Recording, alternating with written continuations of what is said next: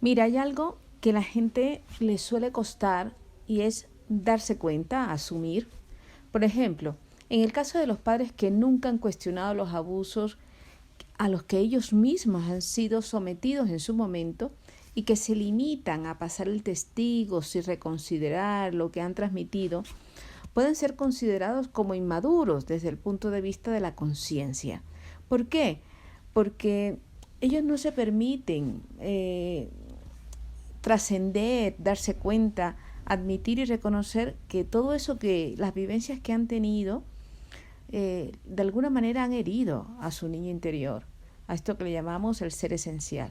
Por tanto, se permiten mantener la propia inmadurez siendo padres, es la raíz del propio abuso. O sea, ellos al querer, por necesidad de pertenecer al clan, de ser una persona llamada dócil, le cuesta mucho poder salir de esos círculos, se convierten en padres clarísimamente abusivos. No hay nada peor que un niño que tener que comportarse como un adulto, y nada más neurótico para un progenitor que comportarse como un niño delante de sus propios hijos. Hay algo muy, muy lamentable, y es esta dinámica familiar del niño siendo adulto y el adulto siendo niño. Porque, ¿qué pasa? Generalmente cuando un adulto es un individuo infantil y neurótico, lo es como consecuencia de un trauma o de un abuso a que él mismo ha sido sometido. Pero también debemos de ser conscientes que cada generación debe asumir, o debemos de asumir ese papel de cumplir con el trabajo de darnos cuenta, de despertar hacia la conciencia y alcanzar ese grado de madurez necesario para mejorar la descendencia. Por eso, cuando un adulto infantil se convierte en padre, tiene una cierta tendencia, y muy alta tendencia, a descargar sobre sus hijos, sobre su descendencia, las carencias que él mismo ha sufrido, y a obligarles casi implícitamente a comportarse como si ellos mismos fueran padres.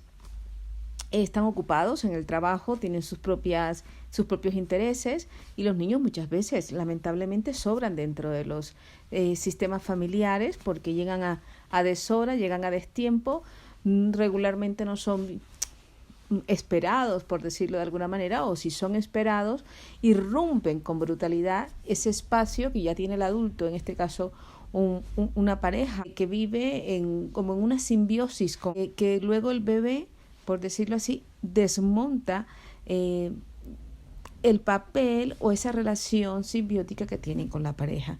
Por lo cual a ese nene o a ese bebé que llega a esa familia, muchas veces lo hemos visto, y con cierta frecuencia podría asegurar que le toca hacerse cargo de sí mismo de muchas maneras. Entonces le toca hacerse cargo, hacerse como su propio padre, su propia madre a lo largo de toda su infancia. Vemos abusos emocionales brutales. Muchas veces nosotros tenemos la connotación que un abuso solamente es la parte sexual, ¿no? Hoy en día tenemos la fortuna de irnos dando cuenta que no solamente existe el abuso sexual, ¿no?, sino también ese abuso encubierto, por lo cual nosotros casi lo normalizamos, incluso, como bien digo, lo regularizamos, y cuidado te atreves a levantar la voz o a decir que has sido abusado, ¿no? Pero un niño que no está psíquicamente preparado para asumir semejante responsabilidad de ser padre, yo con 3 años hacerme cargo de mí mismo, incluso hay niños que con 6 años se hacen cargo de sus hermanitos. Por lo que en todos estos casos lo que siempre se produce es un robo de la infancia, y eso tenemos que tenerlo siempre claro, y lo repito cada vez que puedo. Por eso es el trabajo de nuestro niño interior. Muchas veces, muchas personas no somos conscientes de qué pasa con nuestro niño interior y qué pasa con nuestro niño interior herido. ¿Qué pasa? ¿Por qué? Porque nosotros de alguna manera, si no sanamos, si no nos hacemos conscientes de toda esta información, vamos a proyectarlo en nuestros hijos. Entonces, esa manera como inconsciente de, de pasar el testigo a los niños, y los niños muchas veces, obviamente, al convertirse en amplificadores del problema, de la situación a la cual negamos, pues muchas veces los aborrecemos, ¿no? Nos fastidian los niños, no nos gusta el comportamiento, los llevamos a que le metan medicinas, a que los lleven a donde el psiquiatra. Bueno, al final son niños que al amplificar nuestras propias carencias, a nuestras propias heridas, casi son mal vistos dentro del clan familiar.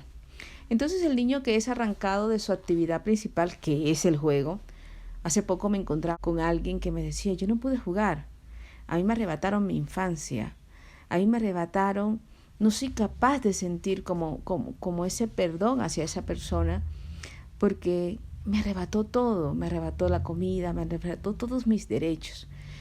Y es lamentable escucharlo. Ojalá todos pudiéramos escuchar, tener el valor, la valentía, la honestidad de expresar exactamente todo lo que nuestro niño interior tiene para decir, porque eso de alguna manera nos sana. Entonces, un niño que en su primera infancia, estamos hablando que nuestra primera infancia, esa zapata emocional se construye o se edifica hasta los 7 años, les resulta física y psíquicamente indispensable para haberse proyectado en el mundo, que es además abrumador para él, el juego. Pero en vez del juego se ve forzado a resolver problemas, imagínate, insolubles para él, inalcanzables. Imagínate, niños que les toca dar de comer a sus hermanos, aprender a comer, aprender a hacer de comer. Me acuerdo una historia de una niña que me decía, mira Lili, con 7 años me pegaban porque yo no sabía hacer la comida. Mi papá llegaba y me pegaba. Me acuerdo una niña increíble, solo tendría esta chica unos 24, 25 años, y me sorprendió muchísimo su historia, porque su madre estaba trabajando y ella tenía que hacerse cargo de ella y de sus hermanitas. Y total, que llegaba, le daban durísimo porque la comida no era como tenía que ser. Entonces estas cosas son abuso en toda regla. No podemos llamarle de otra manera. Y esto se llama robo de la infancia. Entonces, niños obligados a trabajar, a asumir, como estoy diciendo, labores demasiado pesadas para sus fuerzas. Este abuso fundamentalmente tiene como efecto impedir el desarrollo de la imaginación. Entonces, ¿en qué pasa cuando nosotros nos vemos abocados o nos vemos sumergidos, indefensos? Imagínate con la edad que tienes, proyéctatelo a niños pequeños que no tienen capacidad de decisión, no dicen, oye, porque no tienen esa capacidad de decidir, ¿no? Dependen del adulto que los sostiene y que supuestamente debería de ampararles. Entonces esta persona, lamentablemente, posteriormente, y por el desarrollo que le pasa, el niño que se abusó de esa manera se convierte ¿cómo? En una persona incapaz, en una persona codependiente, incapaz de utilizar los recursos mentales. Muchas veces son personas que son muy racionales, pero una persona que tuvo que convertirse en racional, ¿sí? Totalmente, porque la capacidad, si siento, me hace daño. En cambio, me vuelvo solo superficial, o sea, solo la parte consciente, racionalizo todo, me vuelvo una persona muy pragmática, nada de sentir, por lo cual el crecimiento de la confianza, de la fuerza de la vida, de la intuición, obviamente eso está callado. Incluso al negar mis sentimientos, a negar lo que estoy viviendo, al tener que convertirme en otra persona para poder sobrevivir, para poder pertenecer, por supuesto que ya la confianza en la vida, la confianza en mí mismo, en lo que yo siento, en lo que percibo, en lo que todas estas cosas se pierden. Hemos desconectado de nuestro interior. Y si yo estoy en una situación, no entiendo el para qué de esa situación, sino el para qué me la tiene que dar el exterior, el cura, el médico, mi vecina, mi madre, mi padre, la persona que tengas tú de referencia, mi amiga, o lo que sea. Pero no en ningún caso tú, porque tú has perdido toda esa conexión con tu ser esencial, con tu intuición. Se llama confianza. Hemos perdido la confianza. Imagínate si las personas que nosotros al llegar al mundo tenemos unas personas que supuestamente, que tampoco las tenemos claras, nosotros no somos conscientes de lo que estamos viviendo hasta cierta edad que empezamos a procesar la información, ¿no? Entonces imagínate que nosotros estamos, nos tienen que alimentar, cuidar, limpiar otros, y todo eso no se cumple a cabalidad como el niño necesita que se haga. ¿Qué pasa? Perdemos la confianza en el mundo, en lo que pasa, y vamos desconectándonos hasta desenchufar completamente con nuestra esencia. Entonces, a partir de ahí hablaré de padres infantiles, niños adultos, de padres infantiles, hijos mártires, de padres infantiles que juegan a ser padres perfectos, de padres infantiles que no permiten crecer a sus hijos.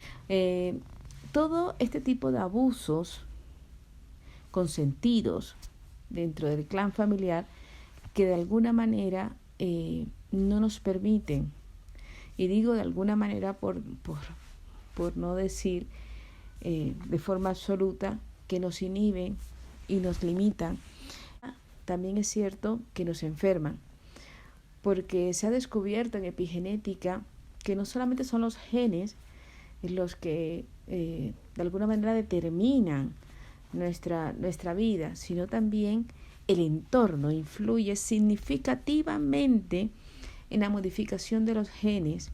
Por eso es maravilloso y es para mí grandioso el poder seguir instruyéndome, capacitándome y compartiendo toda esta información que para algunos carece de valor, carece de importancia, mas sin embargo sé que como el granito de mostaza caerá en las personas ávidas de información, en las personas y en esos niños interiores que están ahí en la ventana esperando una bocanada que les permita darse cuenta y les permita llegar a esa persona que les tiene, por decirlo así, secuestrada, se permita entrar en ellos. Así que esto es una invitación a conectar, a respirar y a sentirse. Un abrazo.